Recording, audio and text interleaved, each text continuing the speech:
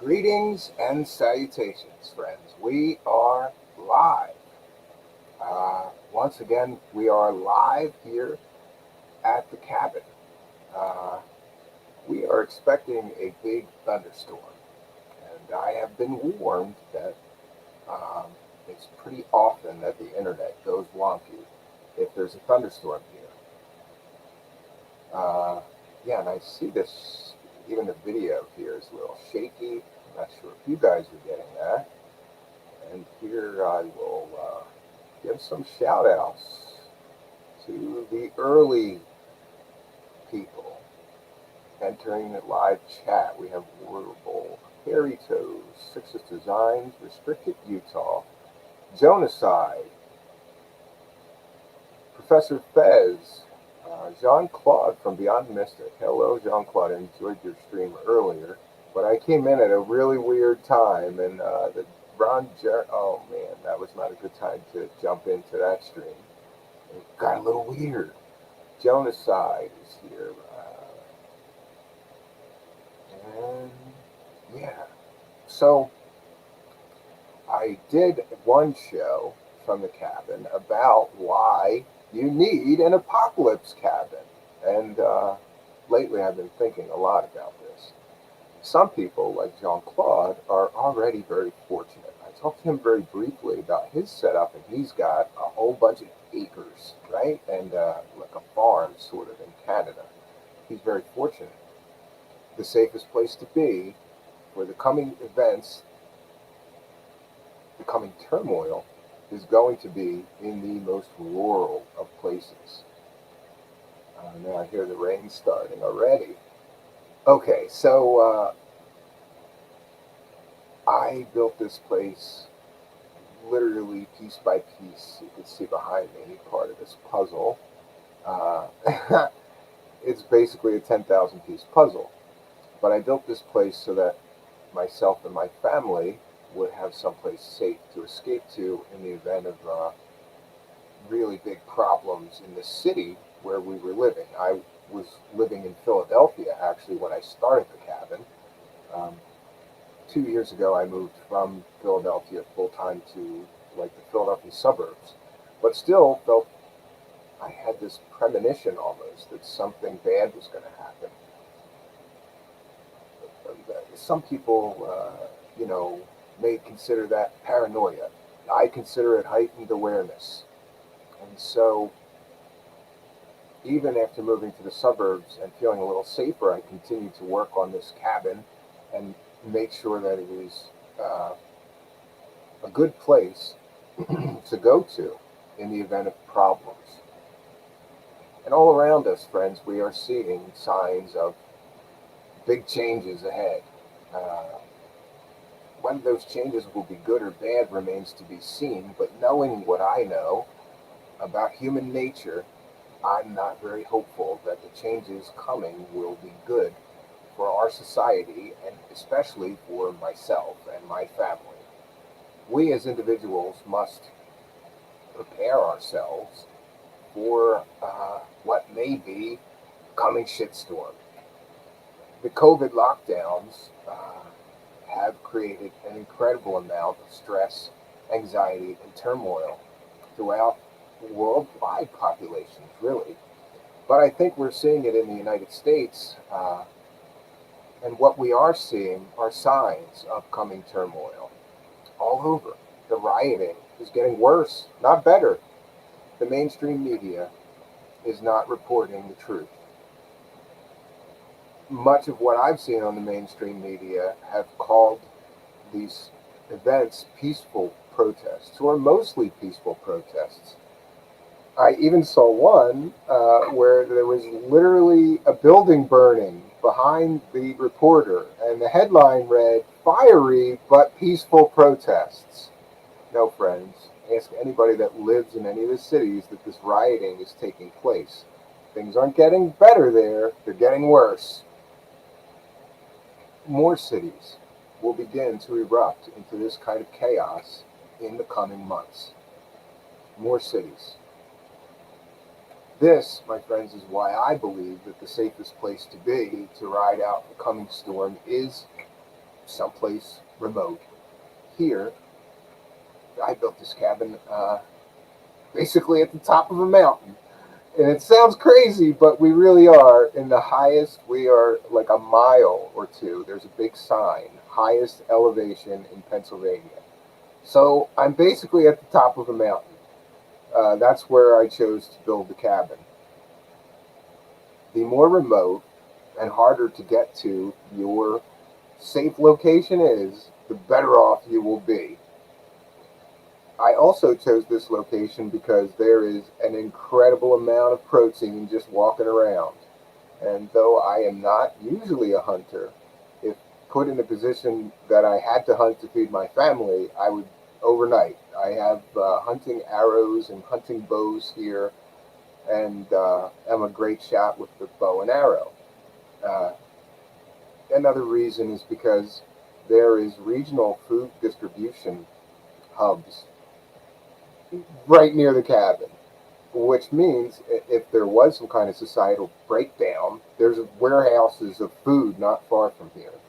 And as luck would have it, there's also a propane company like 3 miles from here with this huge stockpile of propane tanks. And I saw that once and sort of smiled to myself and said, well, if anything happens, I know where I'm going to go for propane. There's a lot of resources here in and around the cabin.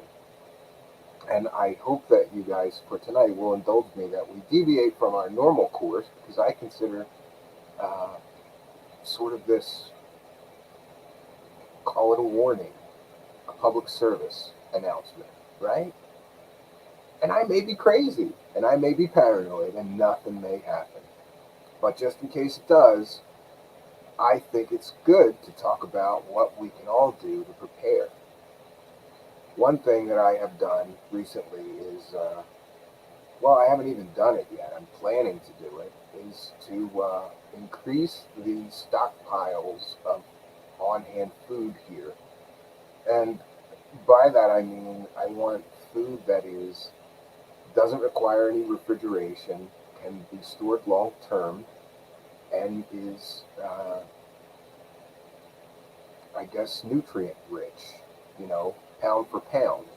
So I'm talking about things like stock huge bags of, like 50-pound bags of rice, 50-pound bags of dried kidney beans, pasta, spaghetti sauce, things that don't need any refrigeration. You can just put on a shelf and they'll be there and be good for a long period of time. And some other things that I've been preparing is the ability to fish more. I have fishing rods here, and I have a little tackle box with a few odds and ends and some hooks and things. But there's a big difference between needing to fish for recreational purposes and needing to fish to feed your family. There's a huge, I mentioned resources around here. There is 25 lakes within a hike. I can literally walk to 25 lakes from here. Some of them are a little bit of a hike, a few miles, but if I had to, I could walk to a lot of lakes around here. But I mentioned fishing gear. I am making this checklist, and along with increased food storage, I want more fishing rods, more tackle, more hooks, more bobbers, more lures, all things that you need to fish. But like I said, there's a huge difference between having sort of a supply of, I'm going to go fishing today for fun, and gee, I need to go fishing to feed my family. So I'm intending to really stock up on fishing gear. I think I have 5 or 6 rods here, but I'm going to get more, and I'm going to get more fishing gear. Along with that, hunting gear. I'm not a gun guy, but I'm going to break down. Uh, in the event of some kind of societal breakdown, you're going to want a weapon, and you're going to want a firearm. I have children. Uh, I'm not a big gun person. Uh, there's a lot of reasons, and I just don't. I prefer to not have to have a gun. But considering what may be coming, you're going to want some weapons to defend yourself and your family. If there is a food shortage, hunger is going to create a lot of problems.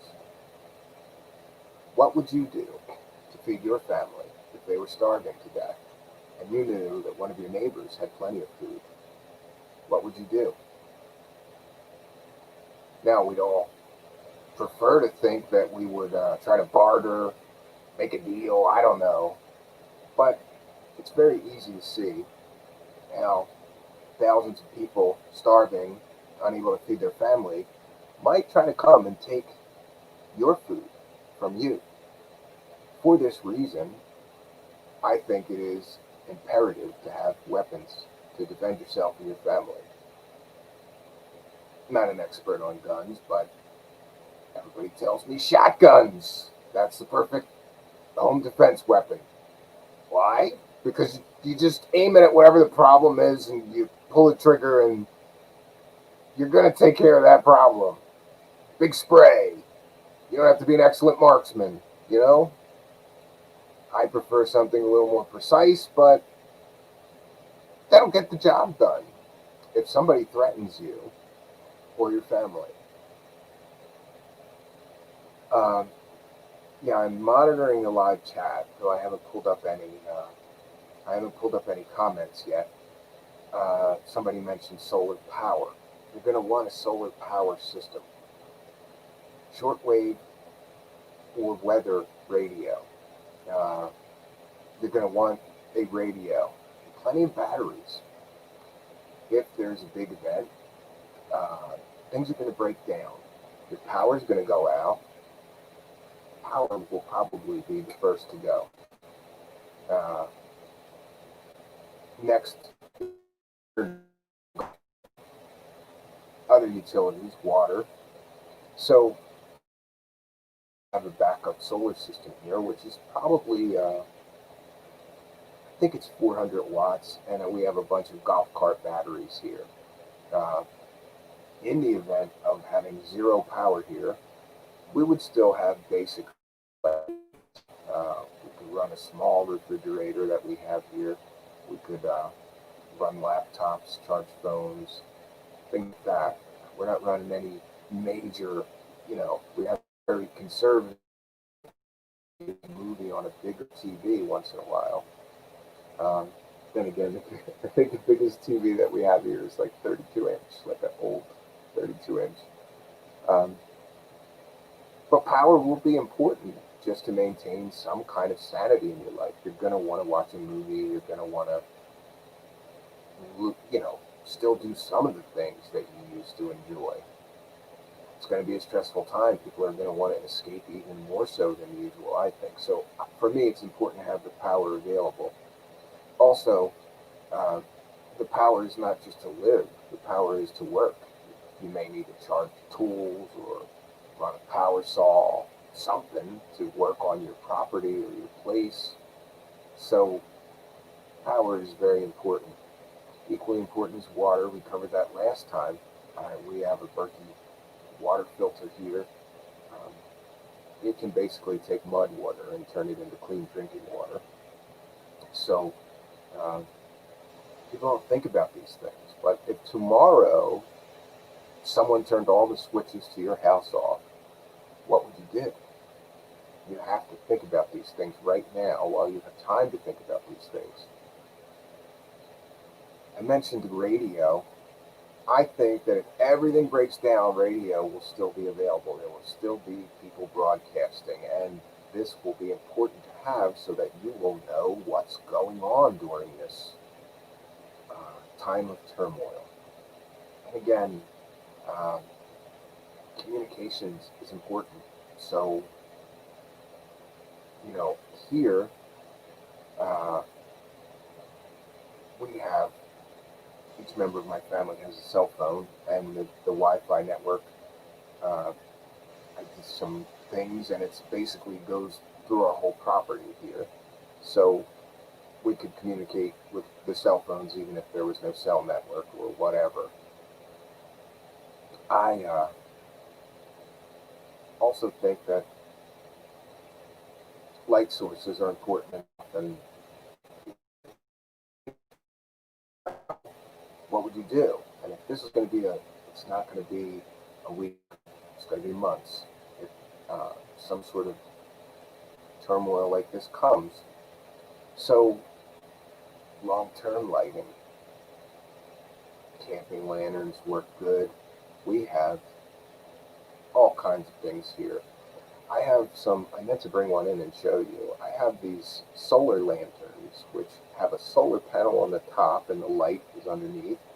And you can just put them out in the sun for a few hours and they will stay on all night. Now, they're not super bright, maybe bright enough to read from if you put it right next to you, but it's a light, and we have 6 or 8 of them here. Um, we have we have oil lanterns. Oil lanterns are great because they can provide light from any kind of oil. Well, not any kind, but I did not know this, but I found out that you can just put olive oil in them. You can put vegetable oil in them, and they'll make light. You don't need lamp oil, but that's ideal. They will also you can also use kerosene. I don't like kerosene. It smells, and it makes the cabin smell like kerosene. Lamp oil. Actually, most of the time I burn, when we use them here, I use olive oil because we have a big thing of olive oil in there. But it's good to have a light source. You're going to need that. Now, I wanted to share some things about the mass exodus of the cities. I have been getting more and more concerned about my, let's call it a premonition of coming turmoil, because there's a lot of news about people fleeing the cities. There is a mass exodus from the cities, especially New York City, but it's happening everywhere. I grew up and moved not long ago from Philadelphia, which is, of course, it's not, it's a big, huge city. And there is equally a mass exodus of going on out of Philadelphia. There is huge amounts of homes for sale in Philadelphia right now that no one's buying. And conversely, in the suburbs, everybody's buying into the suburbs right now, or trying to. But in New York, uh, there is a lot of signs that the city is literally emptying out because of the high crime rate, because of the COVID restrictions, because of the lack of anybody being able to make a living there. Uh, it's getting bad. It's getting bad. So I'm going to share this. One second. Oh, of course, this is.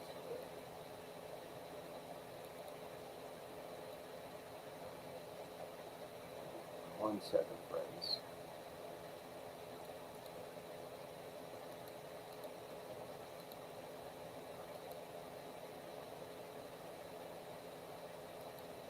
Okay. I should mention that I'm on Linux. And for once, I'm having a problem while doing something with the Linux computer. I don't know why, but my browser blocked my screen. Click the screen icon in here. One second, friends.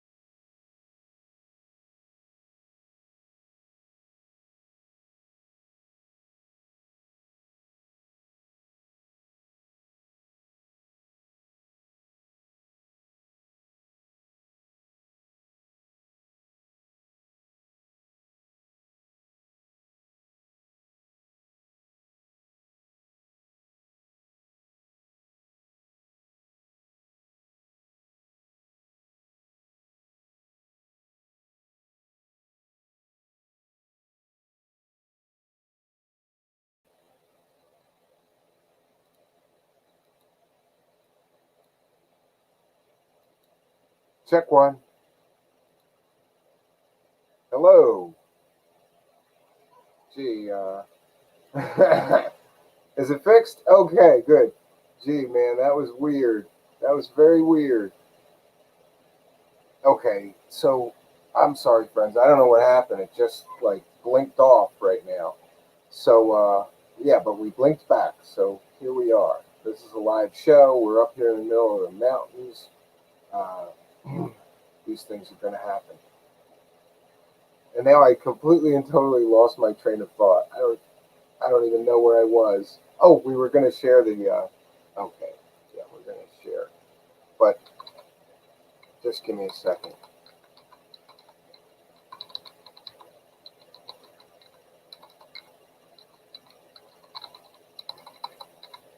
There's some articles that I've been seeing, and it's really disturbing to see the signs of this coming turmoil and the mass exodus from the cities that is taking place.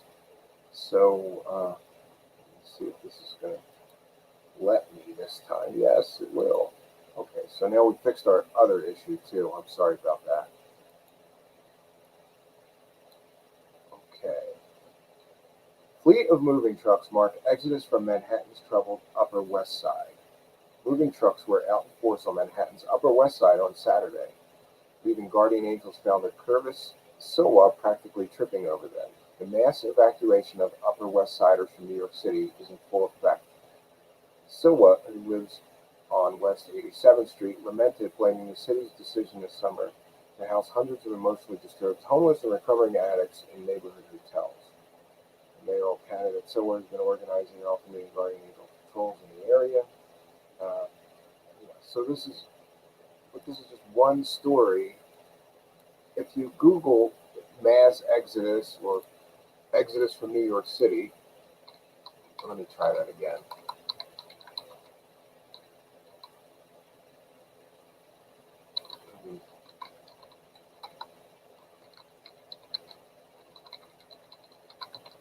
The demand for movers in New York City is through the roof. Uh, and that is because there is literally a mass exodus going on. Uh, People are moving out of the city in droves. Okay, one second. Now I've got the article. I wanted a certain one. There's an article. Okay, this is definitely the one. Put it next. But let me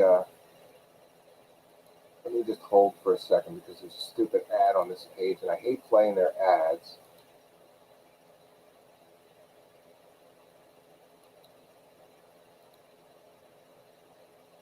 Yeah, so I'm going to just read this. Rich Manhattanites are fleeing the city so fast because of the pandemic and deteriorating quality of life in the Big Apple that moving companies can barely keep up with them. It's nuts. Perry Chance of Show Up Movers told the Post on Sunday, "We have four of our own trucks, but we have so many books that we had to start using U-Haul trucks. The volume has increased by at least 70% in the past few months," he said. "Clients are mostly moving out of luxury buildings. People say the rich are leaving New York. Well, they are." Chance said 25% of the company's customers are heading from city to states such as Connecticut and Pennsylvania. Another 5% are moving elsewhere in the Apple. I'm assuming that's uh, elsewhere in the state of New York. I know there's a lot of camping land and recreational land in New York State.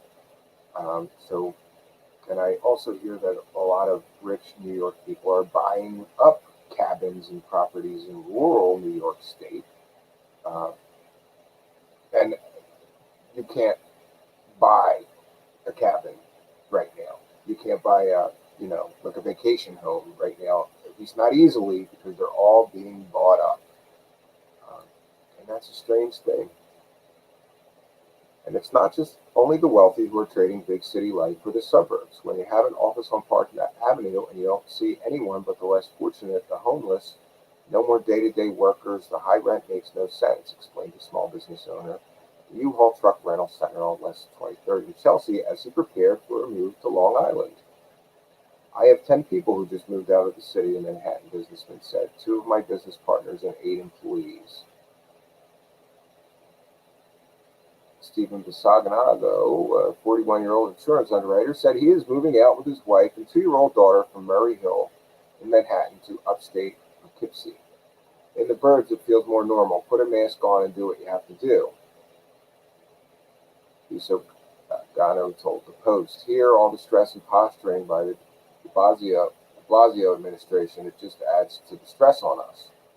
John Romero, 28, furloughed house trombone player for the Metropolitan Opera in Manhattan, said he's moving from the Upper West Side to Texas. I don't know why, but a lot of people are moving to Texas. There is not much work here for musicians, he said. I'm from Texas and I have friends and family there. Plus, teaching is a part of my business and people there will be more willing, less scared to go out to go for lessons now. Guardian Angels founder and current mayoral hopeful Chris Silva told the Post on Saturday that he has seen a huge wave of people moving from his neighborhood around West 87th Street. The mass evacuation of Upper West Siders from New York City is in full effect. The moment I walked out on my block near Central Park West, there was a moving truck, he said. I asked, where are you going? And they said, Virginia. They told me, Curtis, first the pandemic hit us and now the quality of life is so bad. The woman was almost crying. Last month, there was a 44% jump in home sales in New York City's suburbs, including a 112% hike in Westchester County, compared to the same month last year, according to the New York Times. So I'm seeing not just, there's not just a few articles about this. This is a big event, a mass exodus outside of the city. And it's not just New York. Philadelphia is emptying out. Here's the thing too. It's kind of like everyone who has the means and the opportunity to go someplace safer is doing exactly that. And what scares me is what's going to be left of the cities after all the people that still have decent paying jobs or some sort of income have escaped. What's going to be left in the city are going to be people with no jobs, people with no income, people who may be hopeless and hurting. So the cities, I believe, could quickly deteriorate into not a good place to be. I don't think that staying in the city, if you live in a major city, is a good idea for anyone right now. And I would recommend that if you do have the means and the opportunity to find a safer place, you do find a safer place. So friends, for all these reasons, I'm here at my apocalypse cabin getting ready for something. This weekend I'm going to be starting on there's going to be an attached greenhouse on the other side of the cabin, which will be good because it's crazy winters here. So it'll extend the growing season and we'll be able to grow small amounts of food in that year round. And also it will help provide free heat for the cabin. On a good sunny day, I can open the door between what will be the greenhouse room and the cabin, and free heat will flood in here, which means we'll burn less wood or propane, just use less energy to heat the place. I've designed this place to be as energy efficient as possible. And safe as possible. The walls here in the room that I'm in are 2 foot thick, the outer walls anyway. And these are 2 foot thick logs, and it's just stuffed with sawdust to act as insulation. So this room you heat for only about half of the day, and then it just holds the heat really, really well. You don't have to just keep the burner going constantly here. I basically just get it going really good in the morning, and I don't know, by after lunchtime I'm just throwing one log in every once in a while to keep a fire in there. But the room here is incredibly efficient, so it will hold heat. I just am glad to have a place like this. I hope I won't need it, and in the event that I don't, it's a hell of a vacation house and a good place to go, for example, and go work on a writing project. It's so quiet here and basically desolate. In the winter, nobody is here. Uh, in the summer, there are a lot of people around here with summer cabins, so it's a little busy sometimes in the summer. But in the winter, there's nothing here, no one. Uh, it's just a good thing to have, especially in the event of a problem. I feel pretty safe where we are in the suburbs. People try to do the sort of let's do a protest and then loot the stores. But in where I live, people would basically standing with long guns, like we're going to protect the stores. We're not going to have violence and looting, and you know we're not going to have that here. And then basically they backed down as soon as they realized that there would be armed guards. Uh, didn't come up to where I live from the city. But in the event of a problem, a big problem like a food shortage, they sure as hell are going to come up to the suburbs. And so I guess the cabin is even further removed. I mentioned that your safe location should be someplace that's kind of hard to get to. Uh, I just don't see people from Philadelphia traveling 100 miles to come up here and steal anything from me in the event that they don't have anything. No, they're going to go the shortest distance they have to get whatever it is that they need from whoever has it. They're not making it up here. And if they do, it's kind of like everybody here. I will say this: everybody in my area, the neighbors that I do know, everybody here looks out for each other, and it's kind of like I feel safe. If if there's a problem around here, the neighbors will let you know about it and kind of just deal with it. But we don't really have crime or anything here. Like I was amazed when I got this place because I was doing things like locking everything up like crazy, even if I went to the store for, you know, you don't have to do that here. Nobody goes on anybody else's land unless there's some kind of problem and they really have to. Like if the neighbor were to see a tree fall on my cabin while I'm not here, I bet you a neighbor would go over and get that tree off or whatever and call me and let me know. But nobody goes on your land. Nobody takes anything. We don't really have druggies stealing power tools from your shed at night, or we don't have anything like that. It's just so remote here. Everybody keeps to themselves uh, for the most part, but people are friendly. I think this is a very safe place, and I feel that the safest I've ever felt is when I'm here,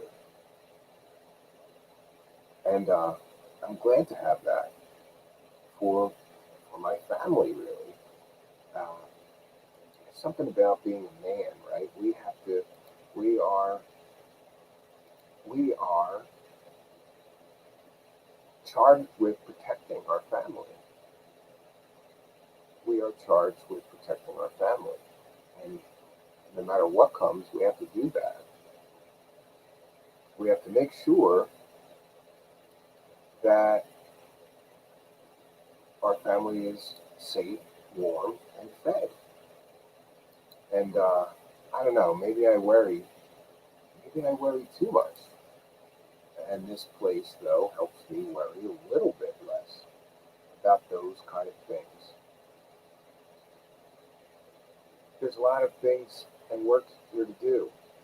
Um, I really do like a good challenge. So one of the big challenges here, I had some money set aside, and we were going to I was going to build a greenhouse with that money. Uh, but then COVID hit, and all the materials, especially lumber, is twice as much as it was before COVID.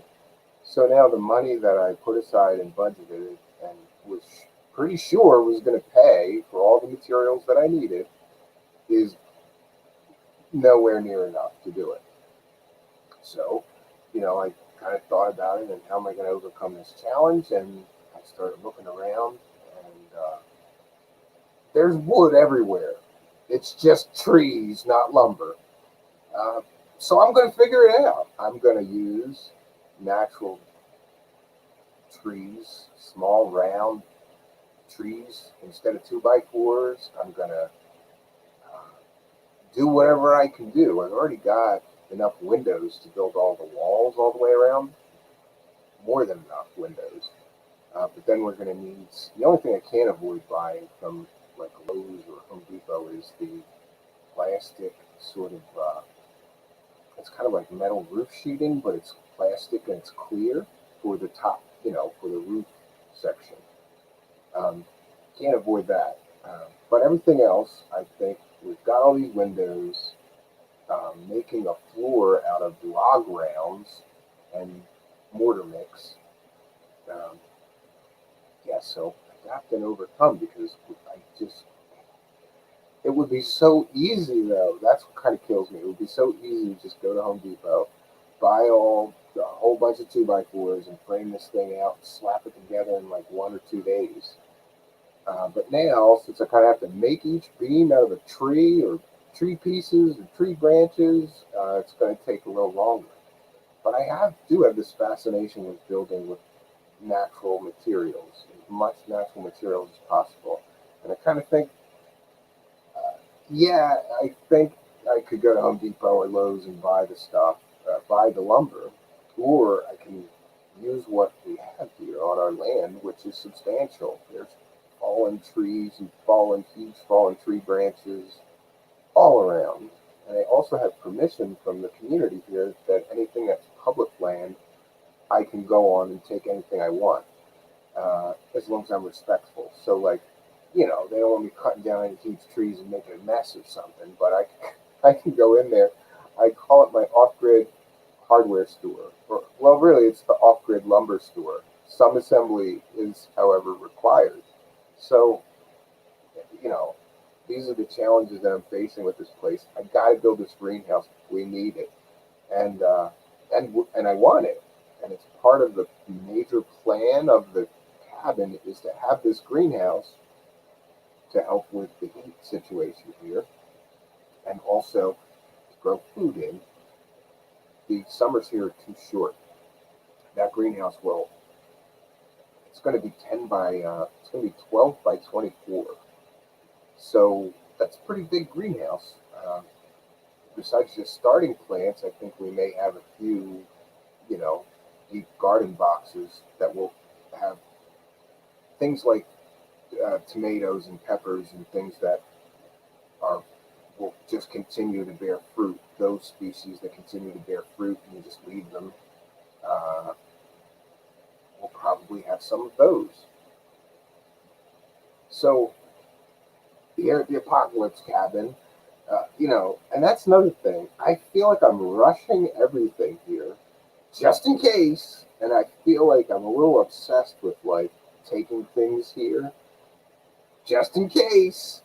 And this week I brought a Bluetooth speaker here, which is great. But not just a Bluetooth speaker, you can charge your phone on it, and you can charge this Bluetooth speaker. I can easily charge this Bluetooth speaker from solar, so I'll always have music. I've got a huge collection of music in my phone. At least I did, but I just got a new phone, so I have to do that. But yeah, and that's another thing.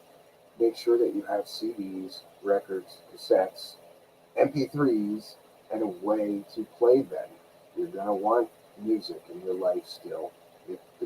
If the internet goes down, you know,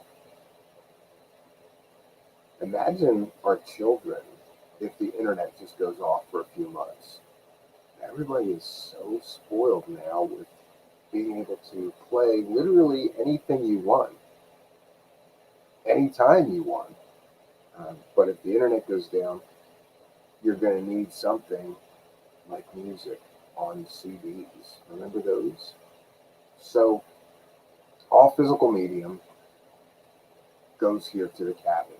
Uh, and we've all got them, right? A lot of people still have that box of CDs, tapes, I just take them all here. And if I need them, they're there. I've also, like I said, I'm just kind of crazy trying to bring everything I can here. I got these, I brought the glass doors for the greenhouse this weekend. My wife's not here tonight. She's coming uh, Friday, so I have a day tomorrow to get started on this greenhouse. You know, I'm trying to think of other things that I would suggest, but mostly I would suggest that you prepare. Be able to just imagine if someone flipped a switch and everything in your house went off tomorrow, and it was all going to be off for months. What would you do? You're going to need food that doesn't spoil. That's why I recommend food, that bulk food that you can just store and doesn't need any refrigeration. You're going to need a source of water. You're going to probably want a source of power. We have a small solar setup here.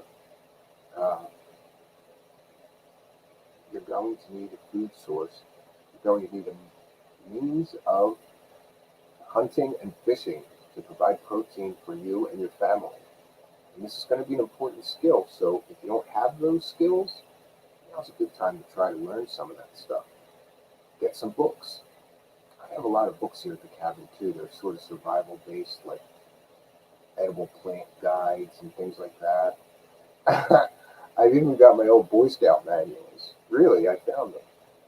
And I thought, after hundreds and hundreds of Boy Scout camping trips with my father and brother, I got kind of emotional. I got, the Cub Scout manual, the Boy Scout manual, and the Weeblo manual. These are the three, first you get the Cub Scout manual when you're a little one, and then you get a little older and you get the Weeblo manual, and you get a little older and you're in the Boy Scouts, so you get that. But it's got a lot of good information in it. I kept them though for nostalgia, and I thought how appropriate that after hundreds of camping trips with my father and my brother, I got emotional. I put those. I hadn't seen them in a long since I was a kid, but I put them on the bookshelf here, and I got kind of emotional thinking about all the camping trips that it took to get to here, and the luxurious cabin that I built here compared to some of the camping that my father made us do, like winter camping in the middle of winter with no wood stove, just with a tent.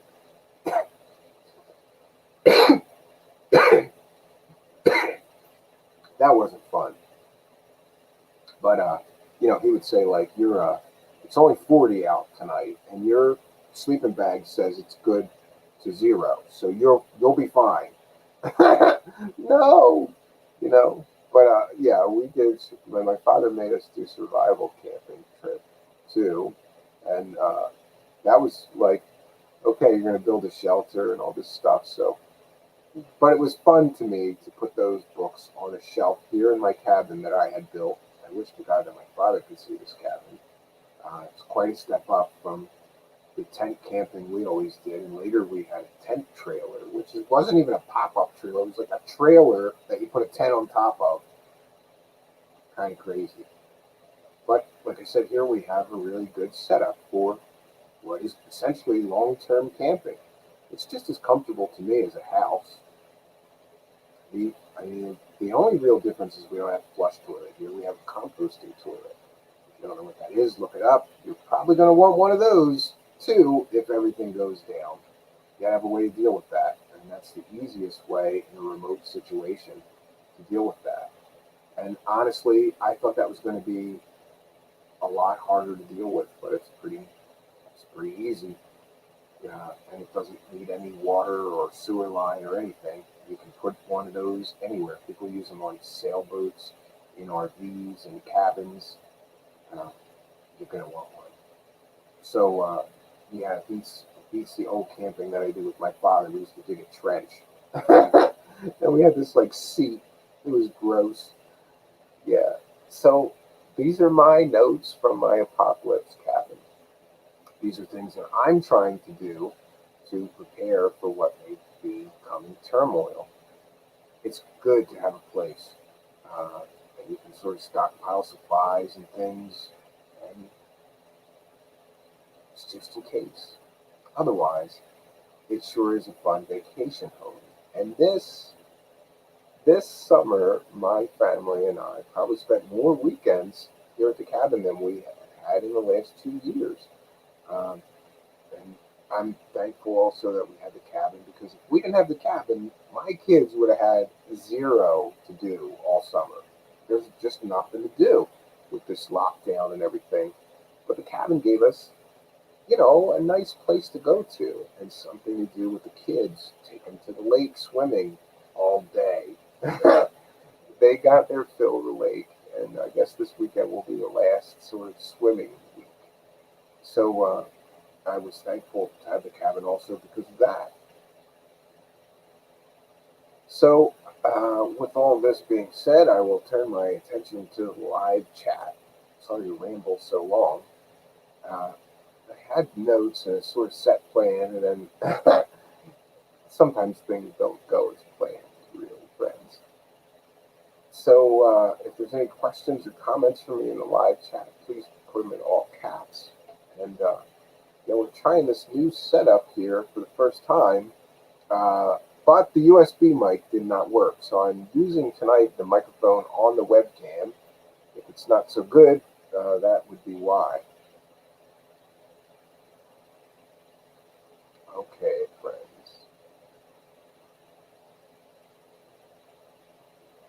William Pixley, ever started a fire from scratch? Friction method. Yes, my father made us learn to start a fire with magnesium rods, with our shoelaces, making that, the bow, and, you know, he made us learn that with pocket knife and our shoelaces. So could I do that with the friction method? I think that's what you're talking about with the bow, and you have some tinder at the bottom, real fine, or wood chips, whatever you can. That's really fine to make a spark, to make an ember out of. I use these magnesium fire starters. I use those a lot instead of using a lighter. Uh, and I've got a whole bunch of the magnesium. It's just a magnesium rod, and you hit it with a knife or something to make the spark. And you just got to pick some easily lit on fire material to throw those sparks on, and generally you'll get a fire out of that. And those last forever. So if I was in a survival situation and I didn't have a lighter, I would probably use that method. And then the secondary method would be to keep the fire in the wood stove always going. I didn't know this until we had two wood stoves. And this is an interesting thing. We have a wood stove in the other room, a wood heater, that we throw wood into. And we have a bigger one in here. And I didn't realize until my neighbor mentioned it, but you can just take coals from the one that's lit and put it in the one that's not lit, and then just throw wood in there, and it'll go. You don't have to start a whole separate fire in it. Um, it's good to have two. We can heat both rooms separately. If you're just going to be in that room all day, the other room all day, I would use that heater. If I'm just going to be in this room all day, use this heater. Sixth is design. Some of us wish we had what you built. I always joke to people, especially when they see the outside of this place and like the hundreds and hundreds of stacked logs. Anybody can have a cabin like this. Anybody can do it. I didn't know anything about this stuff when I started, and I just keep saying this. Anybody can do this. It's just that some assembly is required. It's just trees and trash. I built this whole room out of trees and trash. Like the wood for that door was picked out of the trash. Somebody threw out a bunch of old lumber. Once you put some stain on it, it looks brand new. And the siding on this wall is all just chopped up trees, and the windows here. How many logs were used for the walls? Hey, Jim Daly is here. I'm not even sure myself, Jim, but I'll see if we can. That's a close up. Hold on here. Let's see if we can't get a better view. Yeah. Oh, camera was.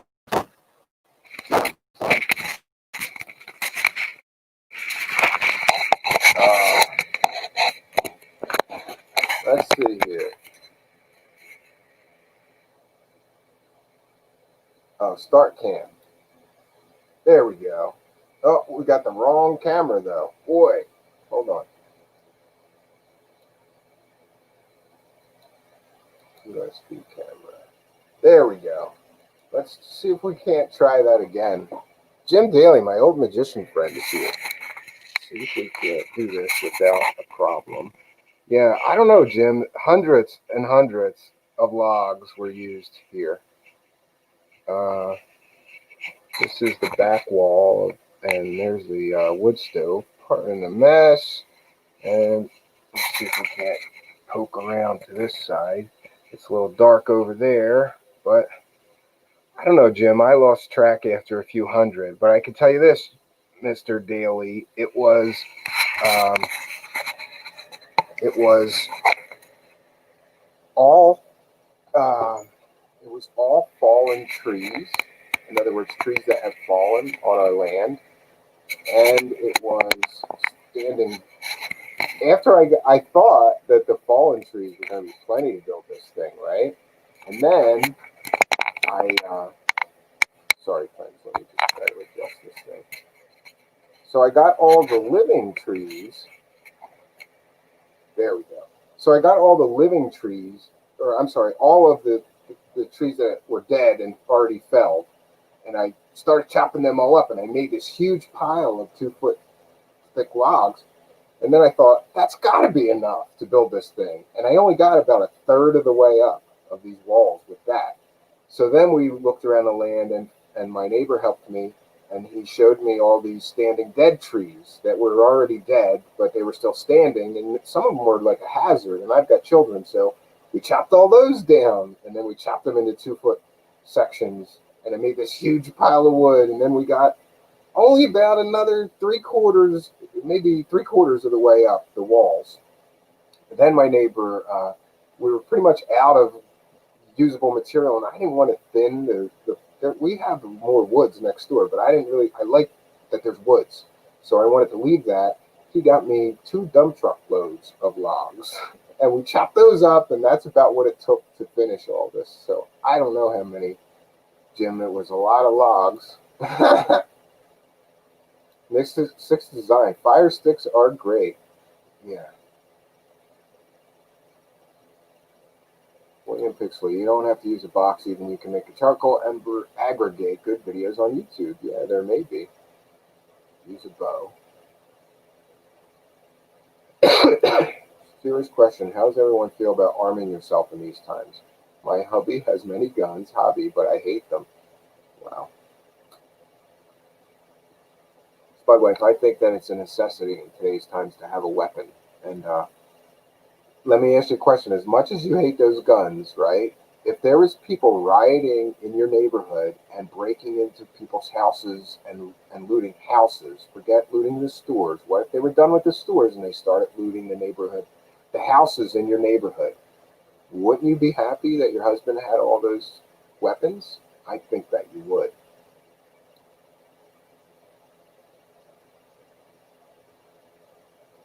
Okay. I'm giving out some links. Bushcraft survival. Yeah, we all need a little bit of bushcraft survival. Professor Fez says, depends on what happens at the election. Jim Daly says, nice. Jim Daly, you guys, look at his crazy beard and mustache. This is a magician friend of mine, and he is like, what is it? He's like the national champion in beard and mustache competitions. He does them all over the country. And hey, Jim, you got a cabin right near me. I think you mentioned the name of the lake, right? It's right near here. I think it's like 20 minutes away, maybe. I could be wrong, but you're always welcome to come and check it out. Uh, you know, everything is a work in progress here, though. I tell everybody that. Like, it's a construction zone all around here. I got all kinds of materials laying around, and but I'm going to build this cabin. It will be done eventually. little by little, piece by piece. The good news is if you get in a shootout in the cabin, you won't have to worry about repairs. Well, I guess, unless somebody breaks windows or something. Yeah. Yeah, and this also is very easy to repair. A lot of people made a lot of comments about, like, won't that rot? And no, it won't rot. There's cabins built this way. It's called cordwood masonry.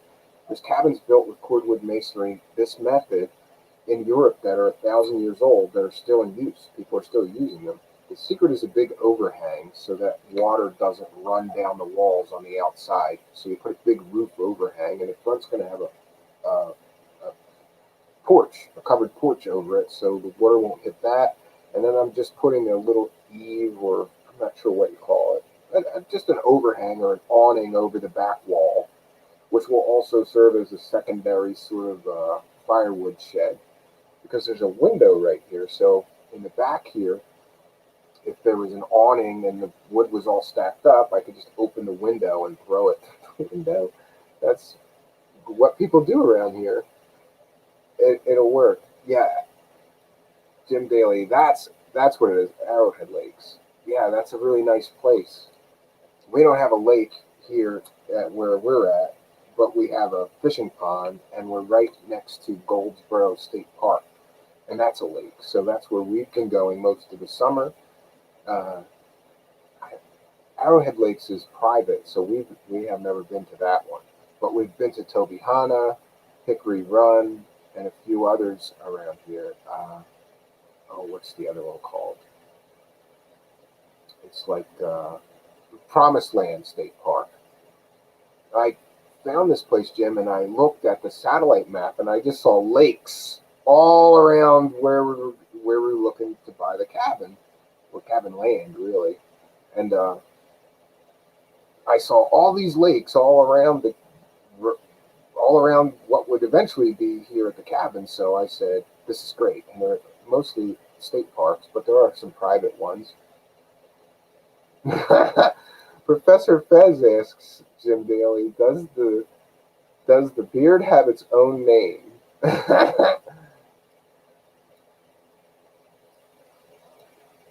Yeah, yeah. So tomorrow I get started on this. I get started on the greenhouse edition. So I don't have the funds for the lumber that we were gonna buy because it's twice as much now. So I'm just gonna do everything with trees, and I'm not quite sure how that's gonna work out, but whatever I got to do. So basically, instead of using 2x4s, I'm going to be using small tree pieces that are about the size of a 2x4. I haven't decided if I'm going to try to mill them down into more square. I will if I have to.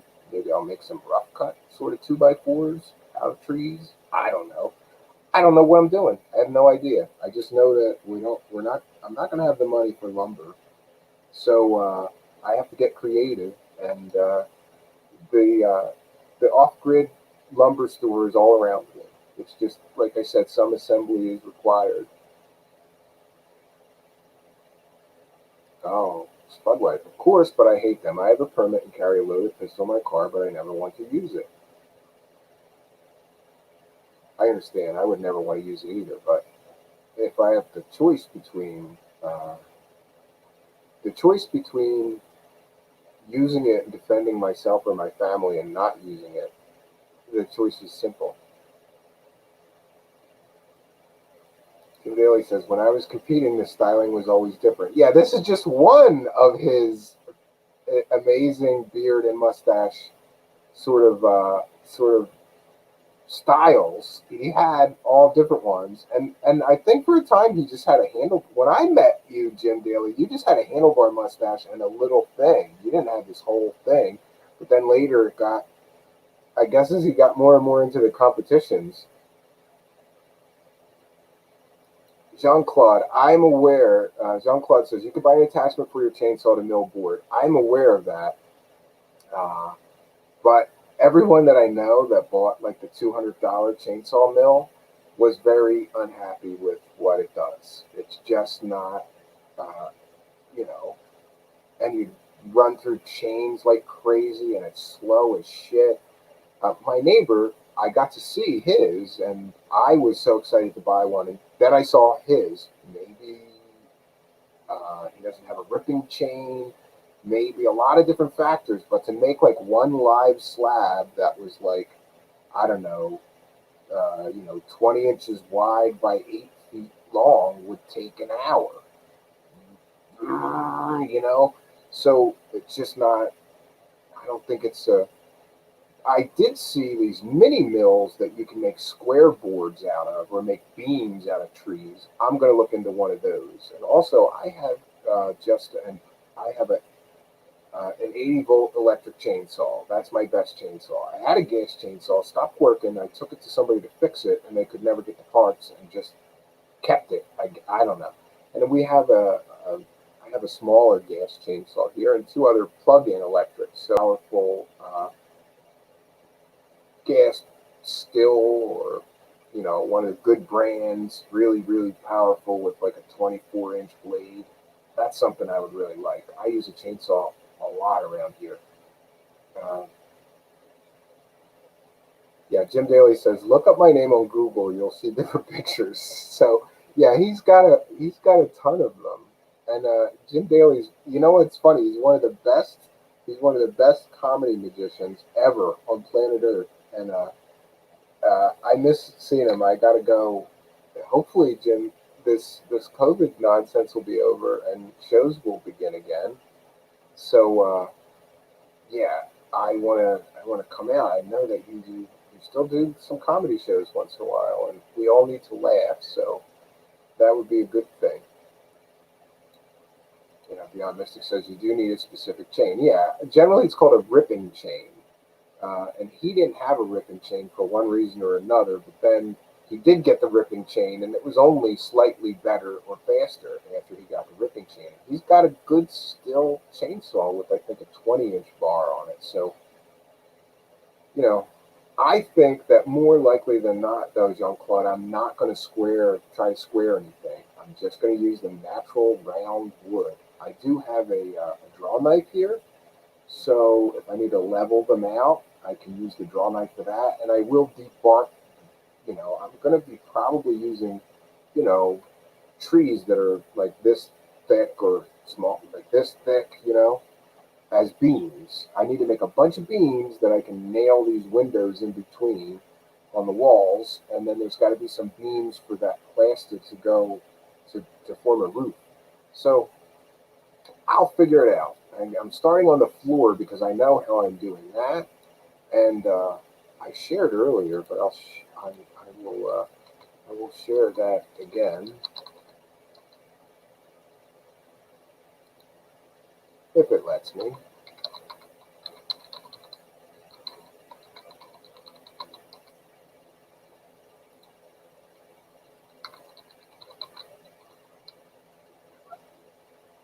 And it will let me. Let me go to I'm just going to my Twitter. I'll show you what the floor will be made out of. That I know. So we're starting with that because I know how to do this. Or, well, no, I don't. But I have a plan for the flooring for both the porch and so the porch and the sunroom are going to have a floor that's made out like all of these kind of things. But here in the middle there'd be a smaller one, if that makes any sense. So we'll put smaller ones where we have to, and there'll be just cement in between all of these. I saw a friend of mine in Georgia do this, and he when he got done with the putting these down, and so you put these down and then cement in between, maybe a little cement on the like an inch layer before you put these down, and then cement around like routing tile. But here again is something that is just in the forest over there, and it's free, some assembly required.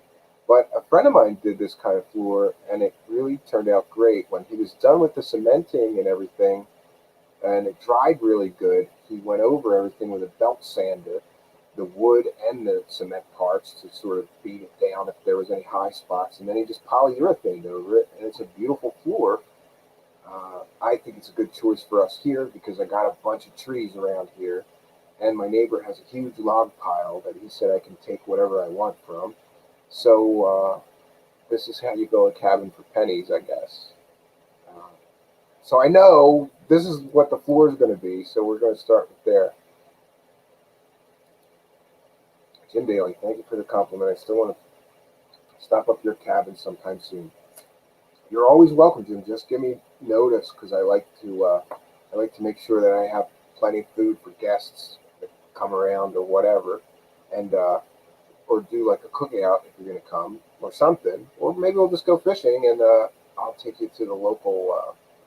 We have this place called there's a place called Hammerjacks, and there's another place called the Dutchman. Both of them have amazing food. Maybe we'll just take you there. Truthseekers, the floor is nice. Sean at My Self Reliance, it's a good channel.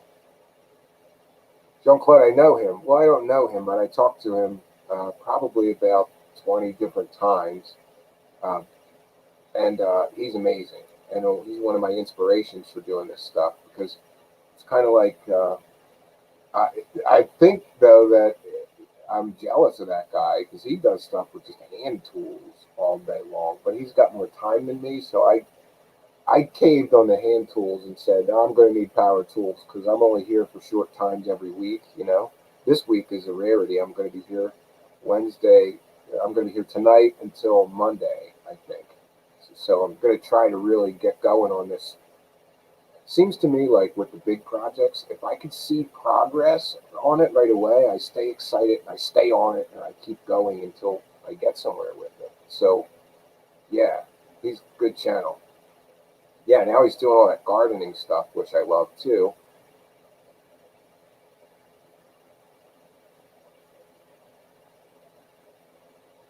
Yeah, Success Design posted the link to my Twitter, so you can see that picture bigger if you wanted to.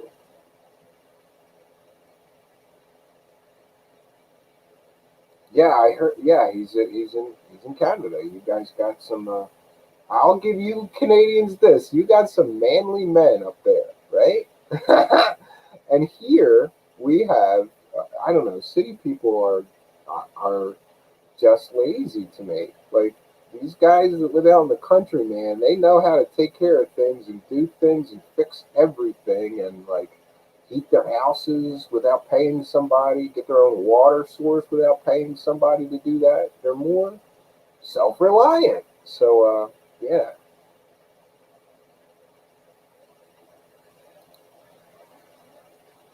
Vanya asked if anybody has seen Outer Mind and Jeanette lately. I have. I think they were here in the stream last night.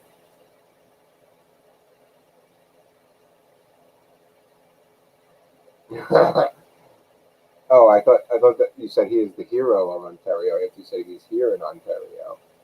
Yeah, friend. So I wanted tonight to be kind of lighthearted and not so serious because I got a big day tomorrow, and I'm sort of planning things. Earlier today, I was like sharpening the chainsaw, and I've got to sharpen a draw knife and a couple other tools. Just that's kind of what I do at night here. Like I like to listen to music and sharpen things. It sounds crazy, but I'm telling you, it's good because then tomorrow when I go start cut, it'll take half the time. If you really sharpen a chainsaw blade good, it takes half the time to get through the work you need to do. So we really, I like sharp tools. Absolutely.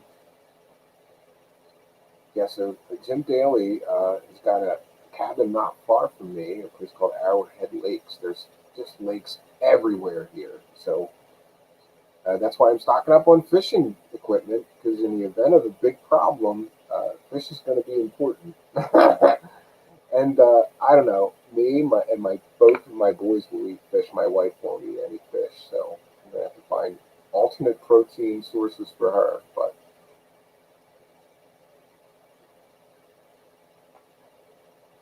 yes, and Sixth Design is pushing the Patreon.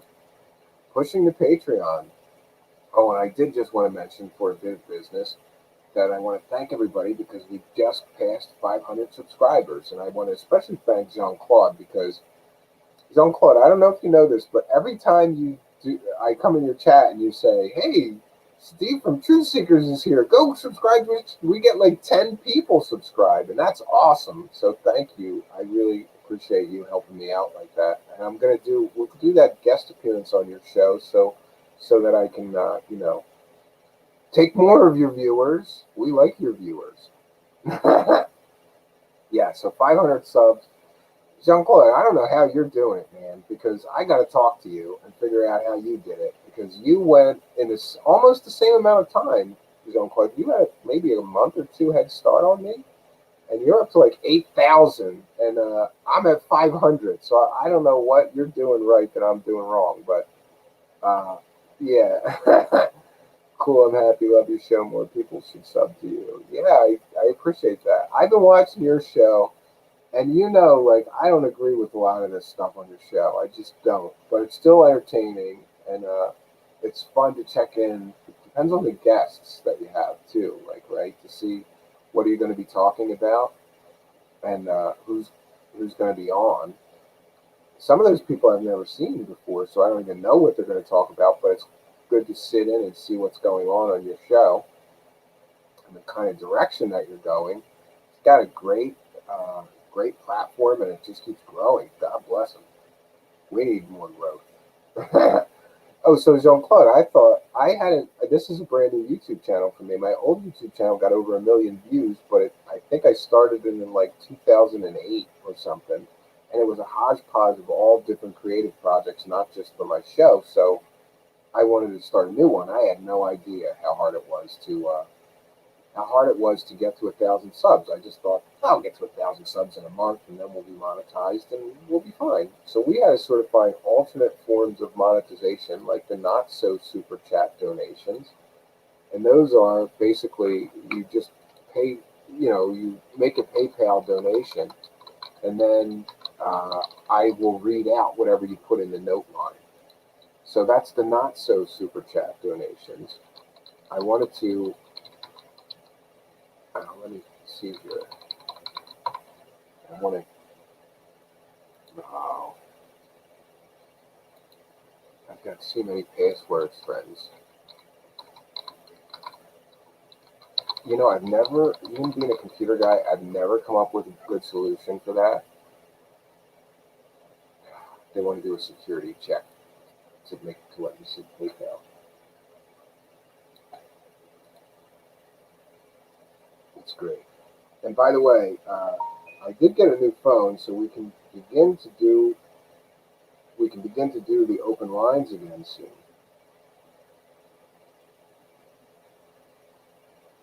Let's see if we can get into my. Sorry about this, friends. I don't know what it is, but I do know what it is.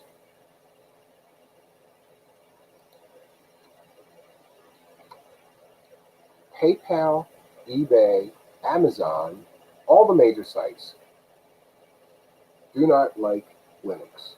Not one bit. So if you try to log in on a Linux machine to any of them, they all pull this, like, you have to verify. Passwords are not enough.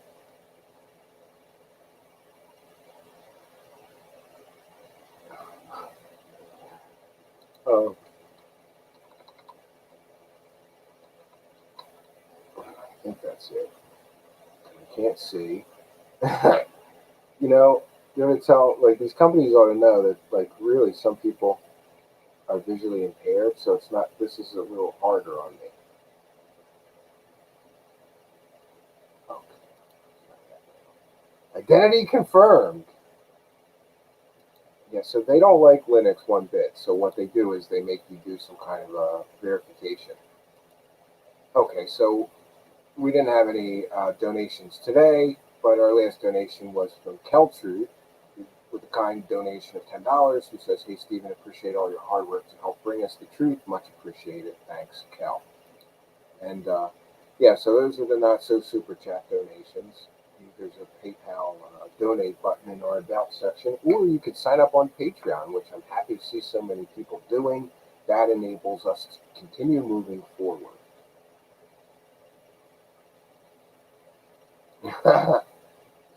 I miss Hate I missed last night's show. Listen today. I'm an ex-Catholic too. Got several rosary beads, holy water, etc. Been to Lourdes, Knock, Vatican, Missouri. Got medals pinned on my mattress.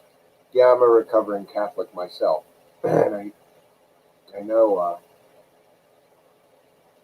Six is design part of the Linux defense system. Make sure you are you. Yeah, listen, I absolutely love Linux. I have since it came out. I was an early adopter, I think, with like Red Hat 3.0 or maybe even 2.0.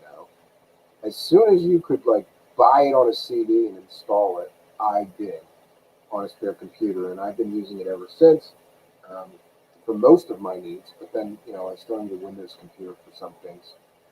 Anyway, the only complaint that I really have about Linux is that the security is sometimes too much. Like you can't write files to here unless you're the super user or the root, or it gets annoying sometimes with some of this stuff. So, by the way, my confirmation name is Bernadette. Do you know, this is terrible? I don't remember what my confirmation name is. I wish I did. And both my parents are gone, so I'll probably never remember, unless my brother remembers, but I doubt he does. He doesn't pay attention to these kind of things. Maybe it was Peter, after St. Peter. I think it was. Just don't sudo everything. Mistake. Actually, Sixes, in my altos, you are the root. So, yeah, everything is sudo. But it still makes you sudo for some things. But it's the root user account. And I've had some people complain to me and say that shouldn't be the default account. And my response is just create another account. Then that's not a super account. If you're scared you're going to screw something up. But the other good thing about my Linux system is that it's one file backup. So I just copy the entire system, file system can be copied in one file, more or less. And then if you screw something up, you just go to yesterday's backup or whatever.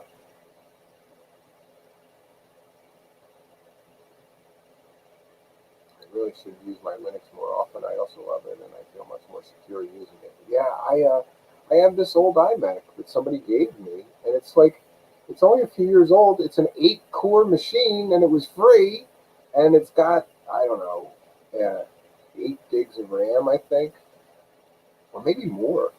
I don't even know. I don't remember. And it runs great with Linux. I don't like OS X, so I just slap my Linux on it, and here we go. Yeah, friends. So today's sort of this informal show. I think that we're just going to wrap things up here. I got to get some rest and go back at it tomorrow.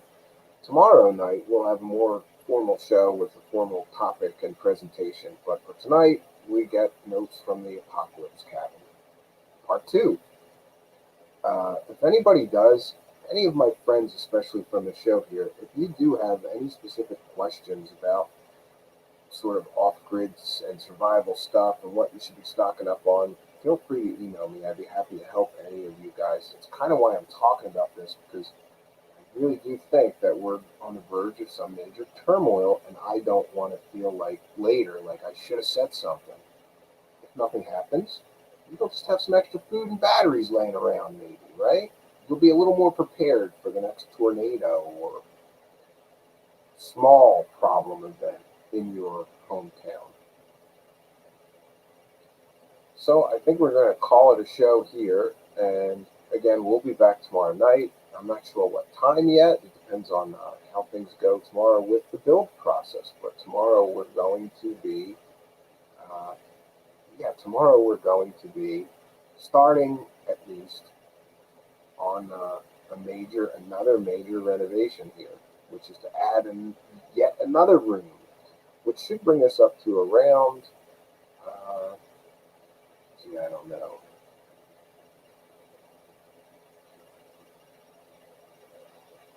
probably around 750 square feet that the cabin will be when this third room is finished.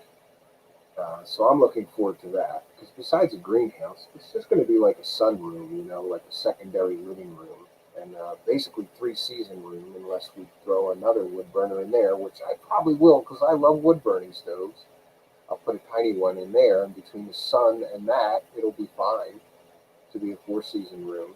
I guess, I don't know. We'll see. So, friends, I want to thank you for joining me here. Here really is, this is my happy place here.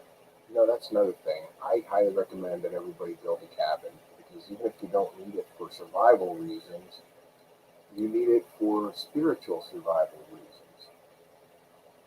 I have never had a bad week that could not be fixed by a good weekend here. And that's important in life. So, for many reasons, I highly suggest you build a cabin, buy a cabin, find some place to get away to. I have a friend that has just like a trailer in a camping ground that is, seasonal, and they're right near the ocean. That's another great option. Um, I highly recommend. So, friends, it looks like actually I can hear the huge storm is rolling in now. So now is a good time to wrap things up here before the internet decides to wrap things up for me. I'm sorry about the technical difficulties we had earlier. Hopefully, the internet will be fine. The storm should pass before tomorrow night for tomorrow night's show. So I want to thank each and every one of you for joining me. Tomorrow will be interesting. That I guarantee you. Don't want to miss tomorrow. We're going to have some fun and surprises. So until next time, friends, my name is Stephen Cambion. Good night, and God bless.